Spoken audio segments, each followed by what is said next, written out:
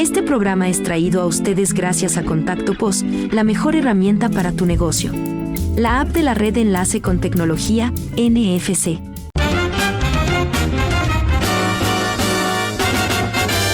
Esto es Cabildeo Digital.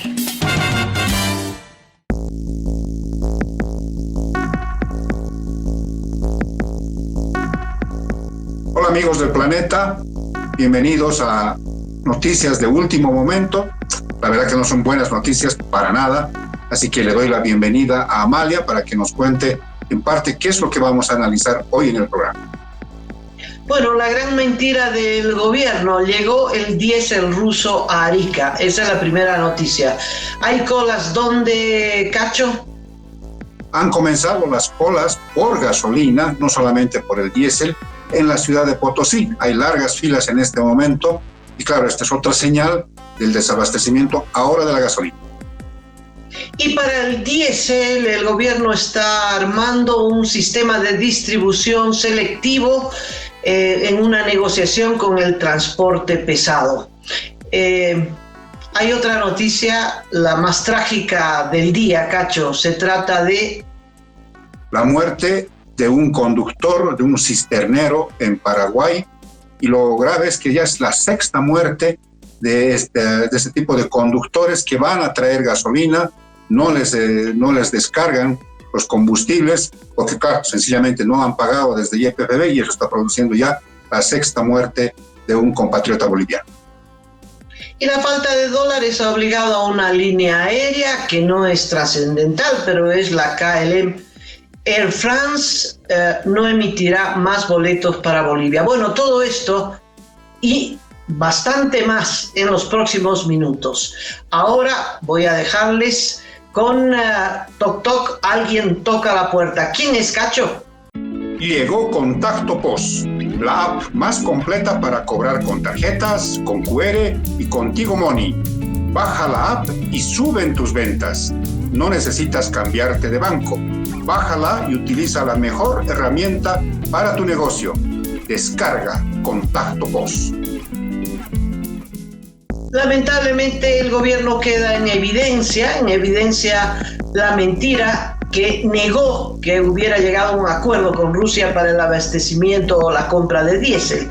La agencia Reuters, en una nota publicada por el portal portuario de Arica, confirma la llegada de un buque ruso que trae las 33.000 toneladas métricas de diésel con destino a Bolivia. Pero no es el único barco, hay dos más que están por llegar, uno procedente de Estados Unidos y el tercero posiblemente también de Rusia. A ver, la noticia dice exactamente lo siguiente: un petrolero procedente de Rusia, registrado bajo el pabellón de Gabón, se encuentra en el fondeadero de Arica, Chile, a la espera de las condiciones de oleaje para que pueda desembarcar carburante destinado a Bolivia a través de la concesión marítima del oleoducto Sica Sica Arica.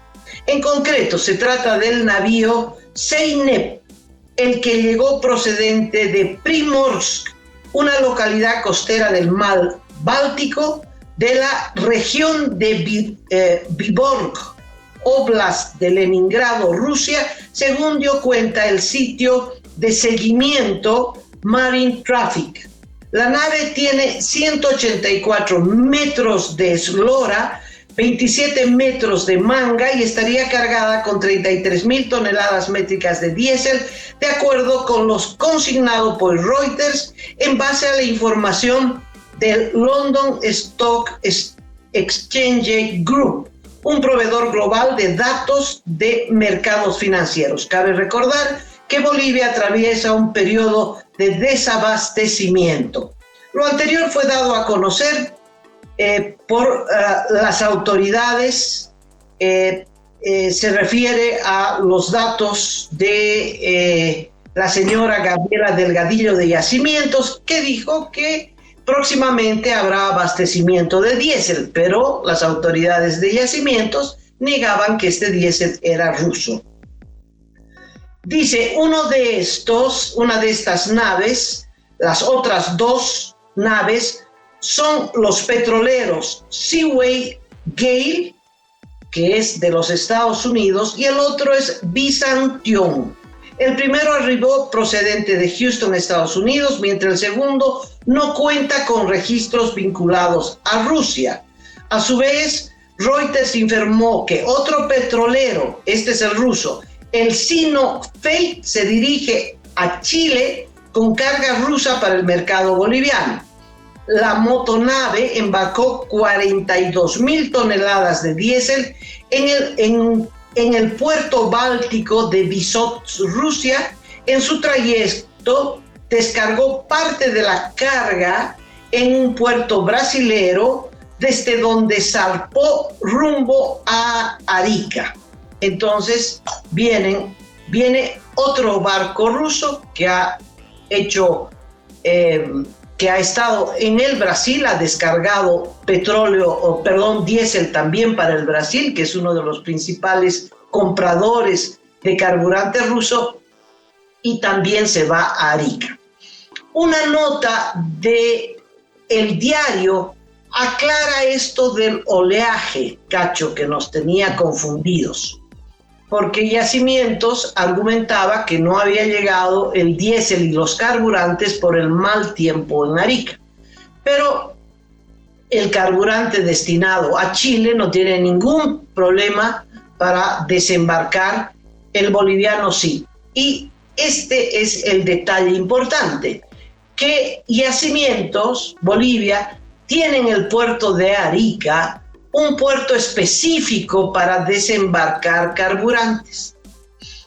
Ese puerto, a diferencia de los puertos que usa Chile, ese puerto es prácticamente soberano, se rige bajo el acuerdo de 1904, por lo tanto lo que salga y entre es responsabilidad exclusiva de Bolivia. De tal modo que Chile no puede negarse a desembarcar porque ese puerto está administrado por Bolivia. De tal modo que si hay sanciones serán a Bolivia, no a Chile.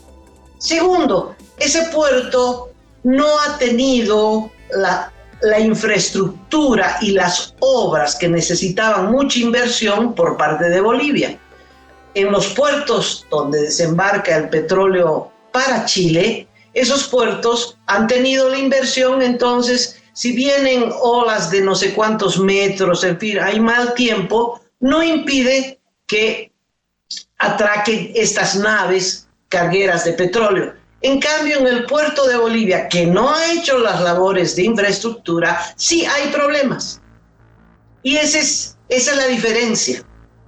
De cualquier forma, este barco que está trayendo las 33.000 toneladas, que se llama Seinep, ya está en Arica. Y entonces va a entrar el diésel ruso por tubería hasta Sica. Y ese es, el gobierno apuesta la normalización de la venta de diésel, ya no al diésel que se compraba en Paraguay, sino al diésel ruso.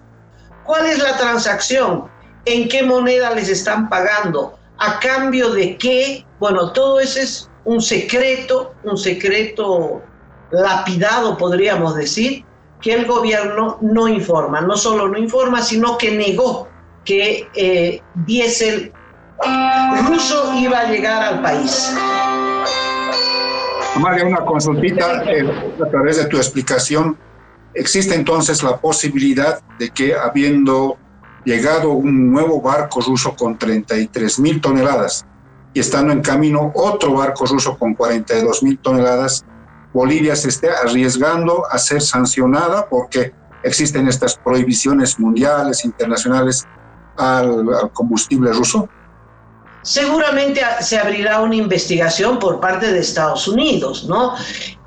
Al gobierno a estas alturas le importa bastante poco esas sanciones, lo que necesita es resolver el desabastecimiento interno lo más rápido posible.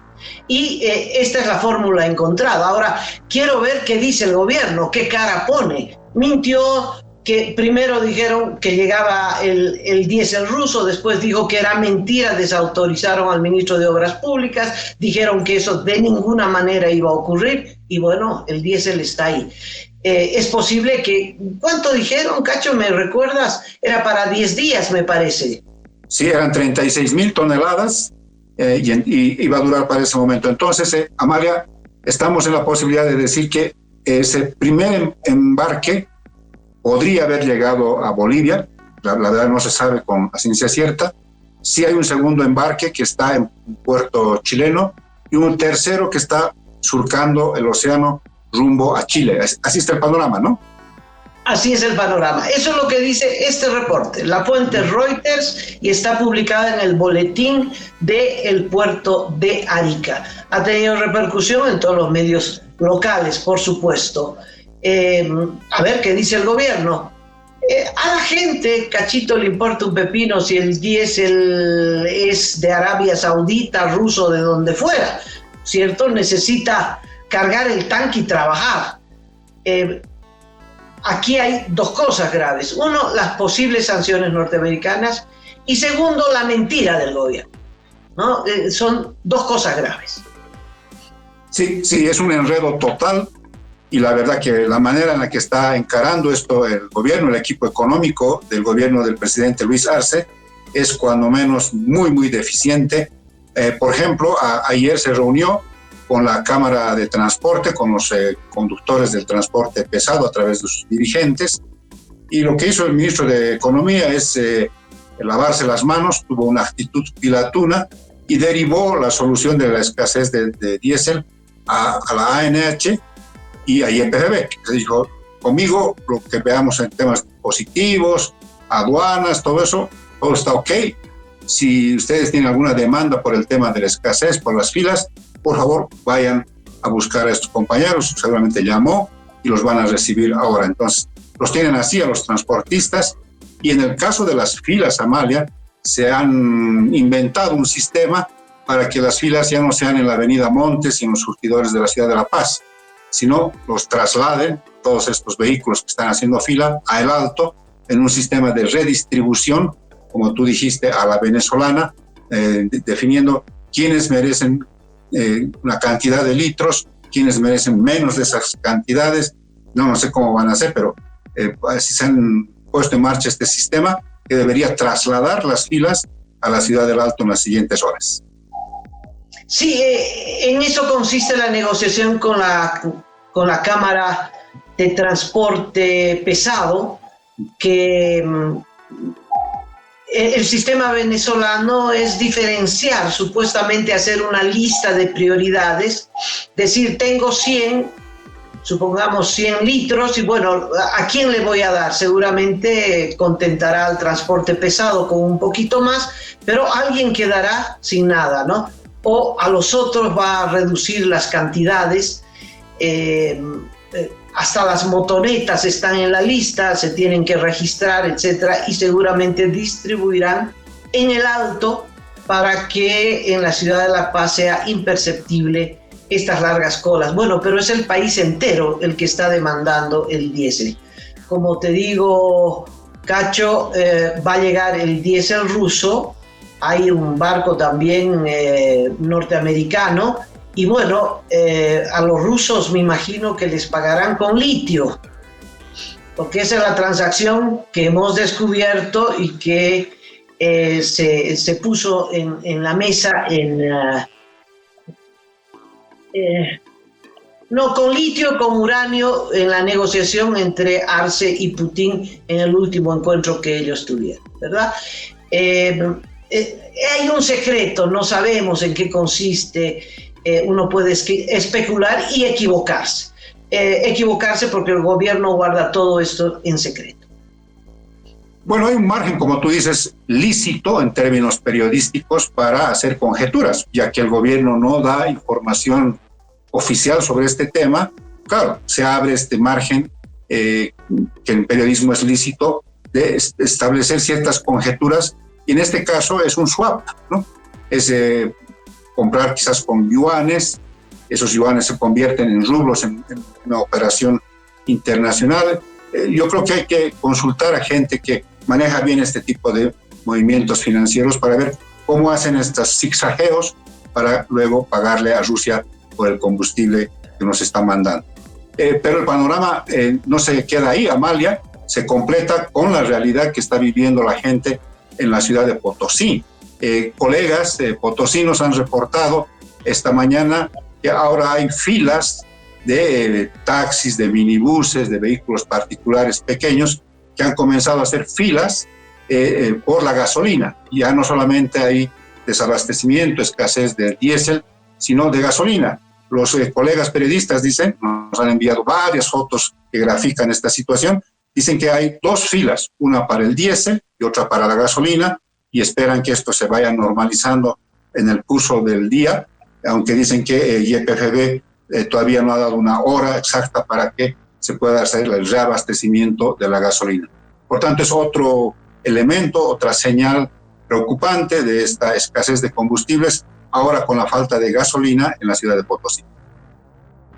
Y el panorama se completa con la tragedia de otro conductor en el Paraguay. Están esperando prácticamente un mes, ¿no? 3 semanas y más, 1.600 camiones que están esperando el abastecimiento de sus respectivas cisternas. ¿Por qué tarda tanto? Porque no llega el cheque con los dólares. No es que Paraguay, que no produce petróleo, Paraguay importa petróleo de terceros países y tiene sus almacenes llenos de petróleo. Y entonces es Paraguay el que revende, teniendo un margen de ganancia, revende a Bolivia, pero necesita pago al cash. Y ese pago no llega.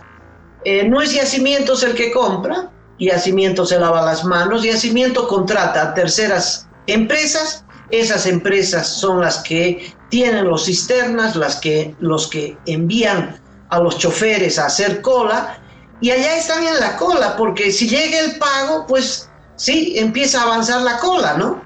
Y son 2-3 semanas.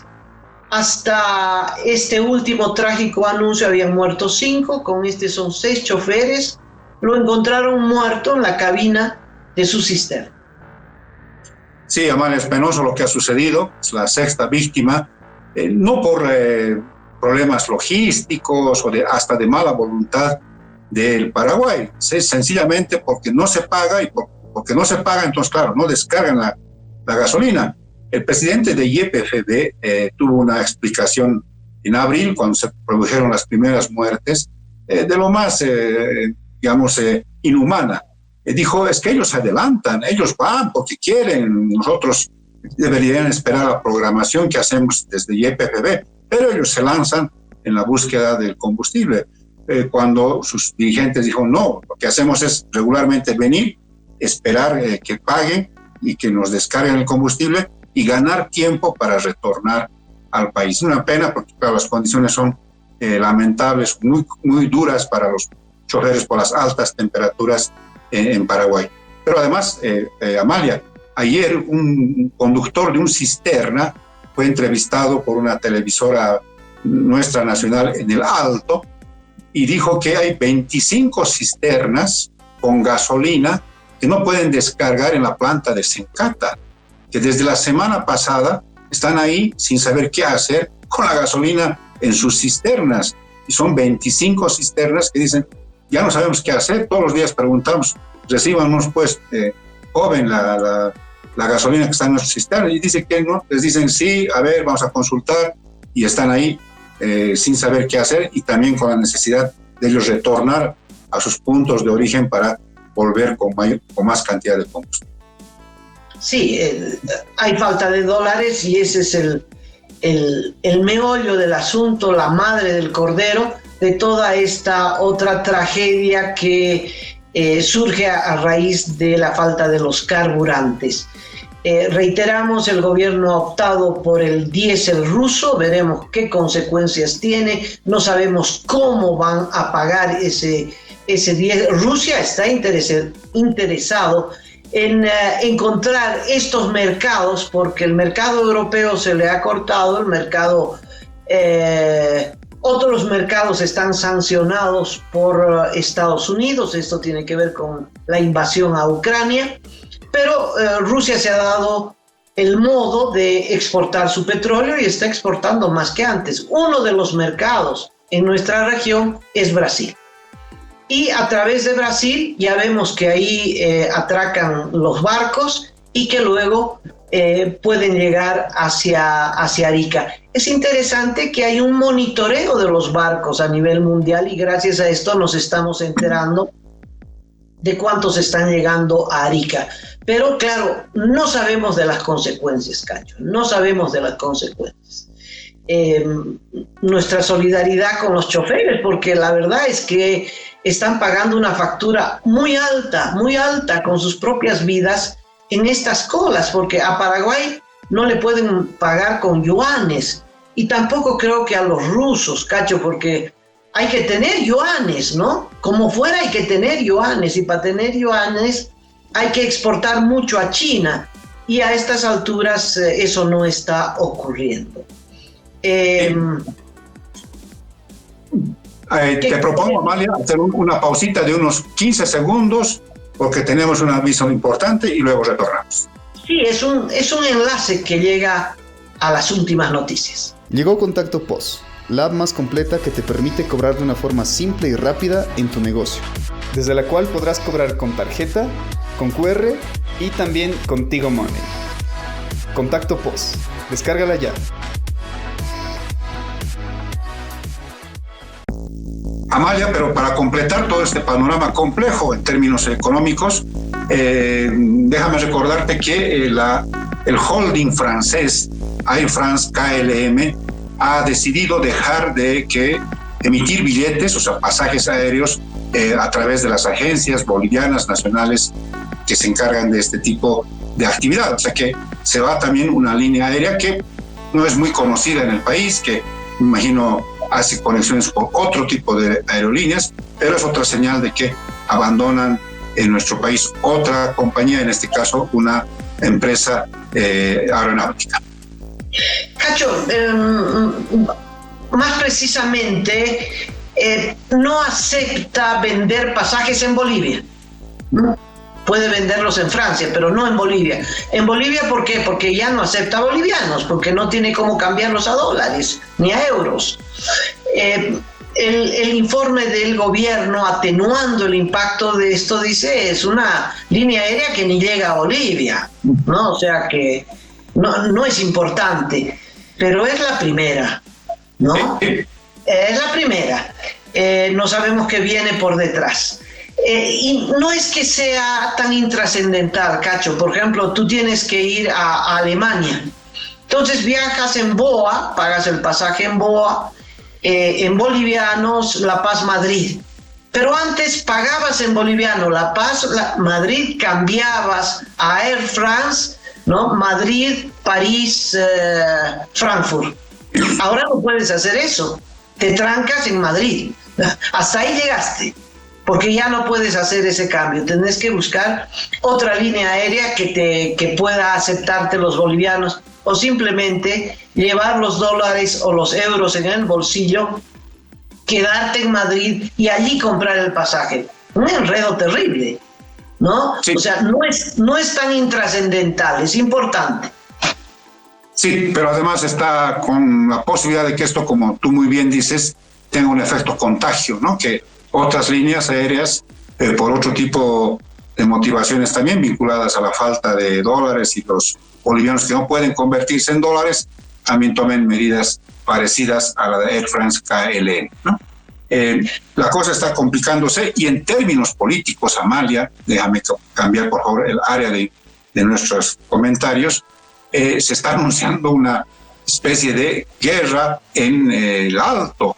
Evo Morales ha anunciado que este viernes va a estar en el distrito 8 de la ciudad del Alto. Sus dirigentes, muy ligados a la alcaldesa Eva Copa, pegaron el grito al cielo, dijeron que no van a permitir que Evo Morales toque suelo alteño, porque además han denunciado que junto con Evo Morales están llegando gente del Chapare, gente de otros lugares del país, como si no tuviesen la posibilidad de estar también en el Alto, porque son bolivianos como todos, y entonces han anunciado que no van a dejar que Evo Morales ingrese al Distrito 8, y más bien se van a movilizar para evitar la llegada del jefe del MAS. Bueno, es el segundo anuncio, ¿no? Cuando Evo Morales quiso hacer un acto a propósito de los congresos y la pelea por la sigla de el MAS, pues ya el Alto y la COR vinculada al gobierno dijo que no iban a permitir, y al final el MAS y Evo Morales llega a ese distrito. Cacho, Evo Morales tiene el derecho de ir a cualquier rincón del país, ¿verdad? Es el derecho de todos los bolivianos, nadie puede decirle, tú aquí no entras, aunque él y su gente pone veto a quien le da la gana en el Chapare, ¿no? Las campañas electorales, los opositores al MAS no tenían pisada en el Chapare, salvo que quieran poner en riesgo sus propias vidas. No sé si te acuerdas, ahí no entra nadie, ni siquiera para ser vedores en las mesas electorales, en fin. Son prácticas que impuso Evo Morales y que ahora está llorando en el cuartito. Pero lo otro, no te olvides que Evo Morales en octubre-noviembre de 2019 usó al Alto, ¿no?, como la punta de lanza de una estrategia política fallida. Es el que ordena la toma de Sencata, que dejó 8 muertos. Es el responsable del ataque a Sencata, donde estaban los carburantes, donde su gente intentó incendiar Sencata. Es el autor de la quema de 8 recintos policiales, porque es el que ordenó salir, incendiar el país, rodear La Paz, matarla de hambre. Bueno, y él se fue, dejó ahí a su gente apoyada en los sectores más lúmpenes del Alto, amedrentando a los vecinos, teniéndolos con el Jesús en la boca. Especialmente Ciudad Satélite hizo una resistencia heroica de los vándalos, de los asaltos, de los incendios y de los asesinatos, ¿no?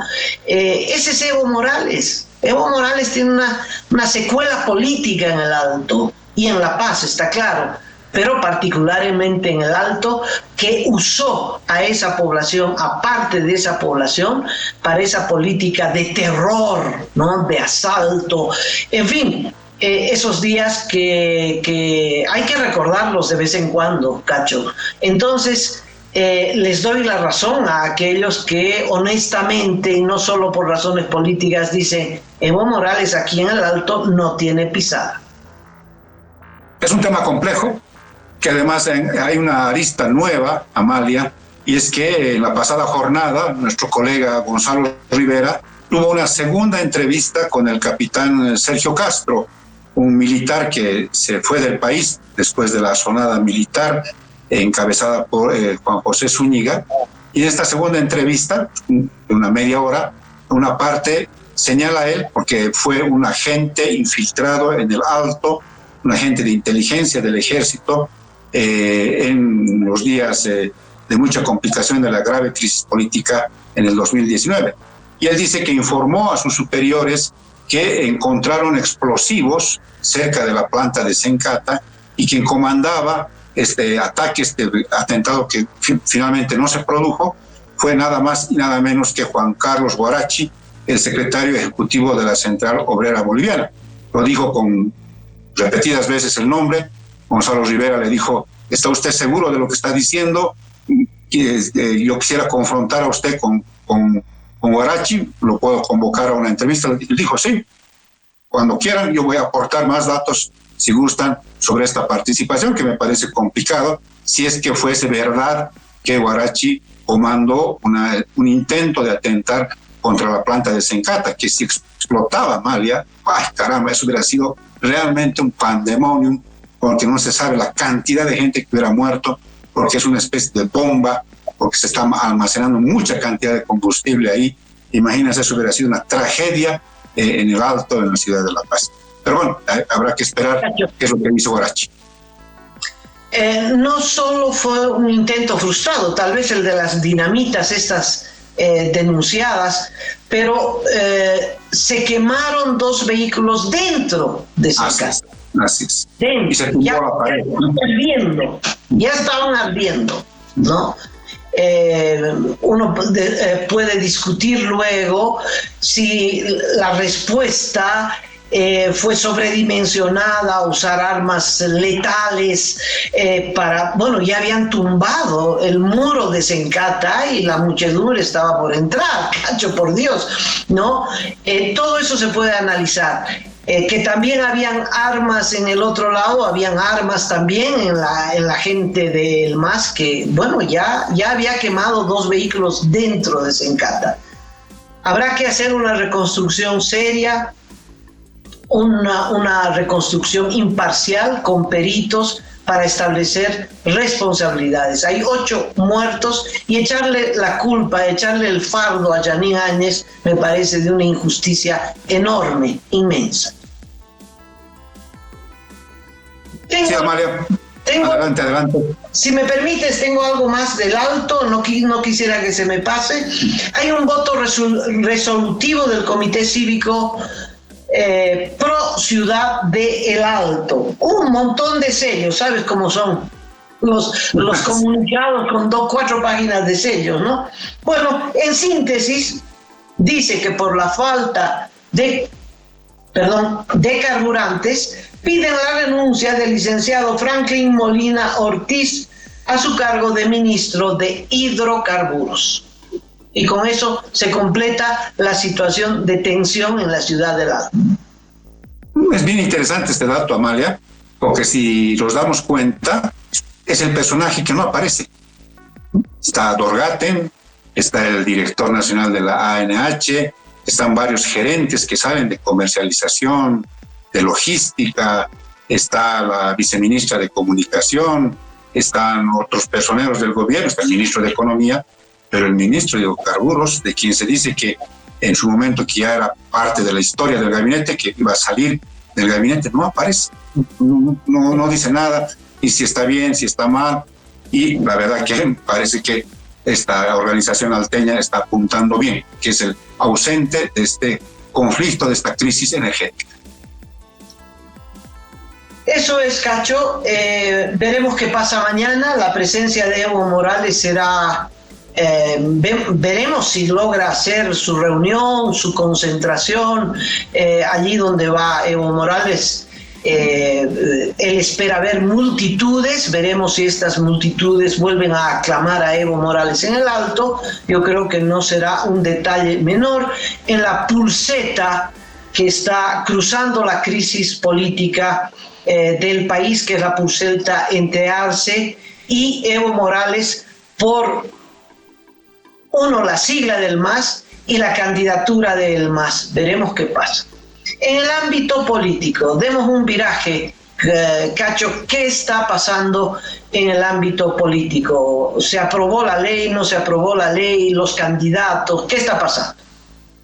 En cuanto a la ley que suspende las primarias, tenía previsto que hasta mañana, entre hoy y mañana, se apruebe esta ley de un solo artículo en la Cámara de Diputados, en la estación en grande y en detalle, y vaya en calidad de revisión al Senado. Por el momento no ha habido, porque ha habido una suerte de demora en la elaboración de los informes de las comisiones mixtas de Constitución y de Justicia Plural, que tenían pensado aprobar todo, hacer los informes y mandar al Pleno de la Asamblea Legislativa hasta este viernes, pero ha habido una pequeña demora por algunas cosas que han ido ocurriendo, que también conoces muy bien, Amalia.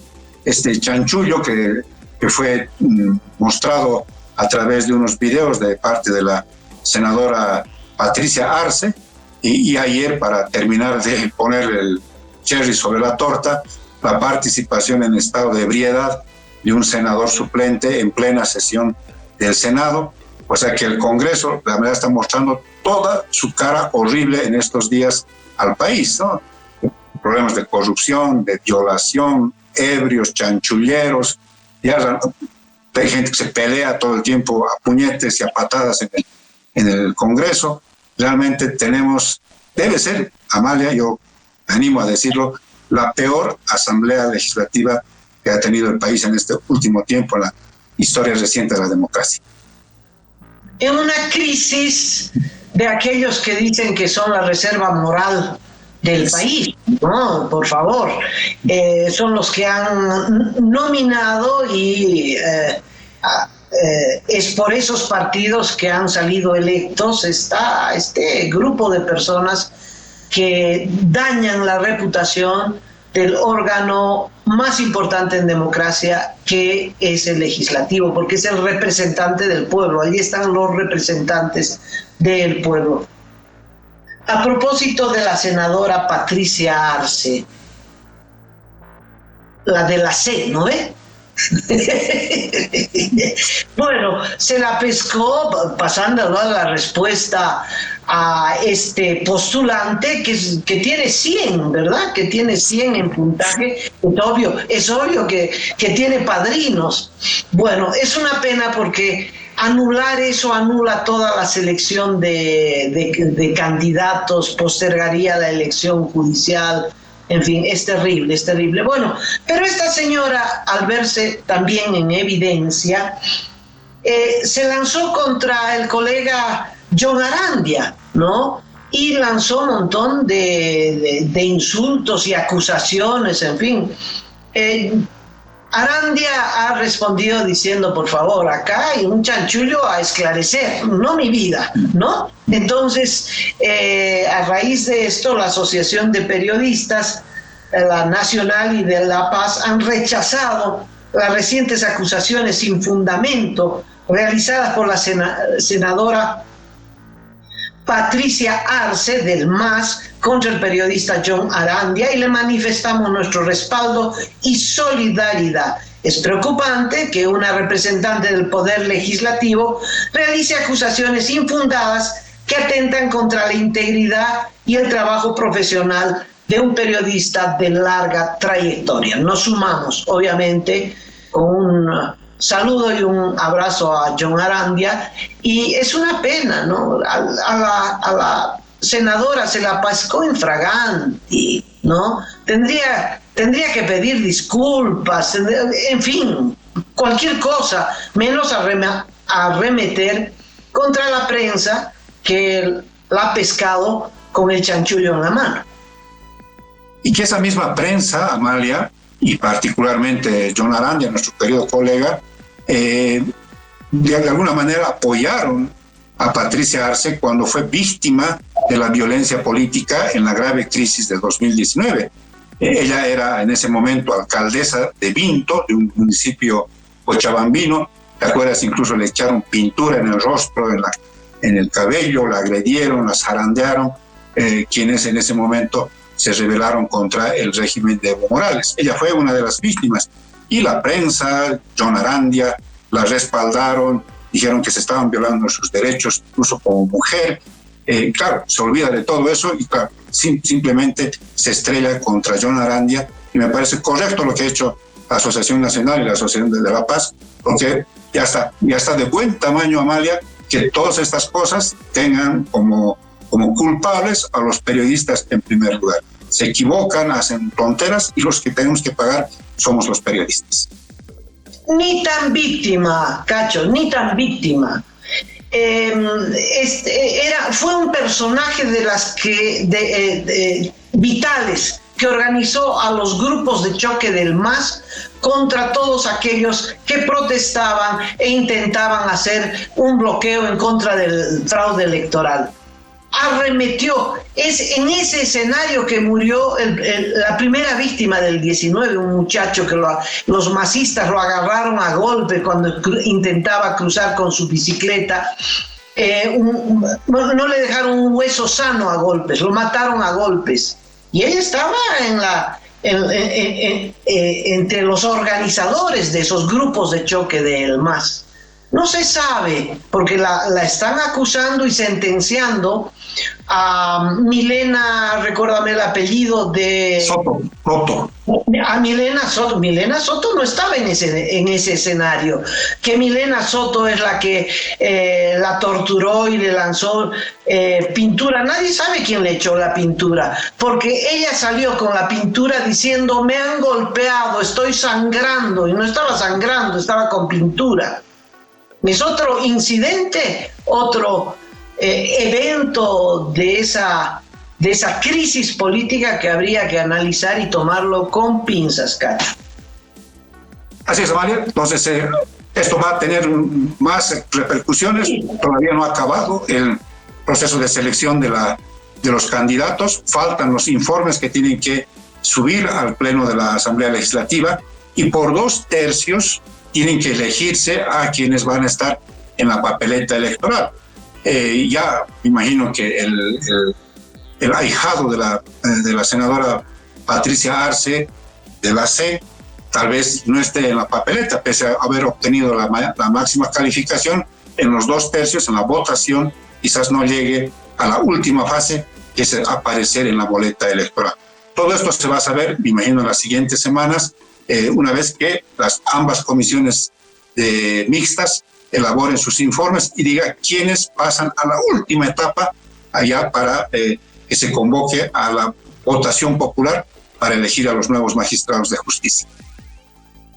Muy bien, Cacho, yo creo que con esa información damos por concluida esta emisión. Así es, Amalia, y nos vemos mañana. Así será. A todos muchas gracias y despedimos a las noticias de último momento. A todos.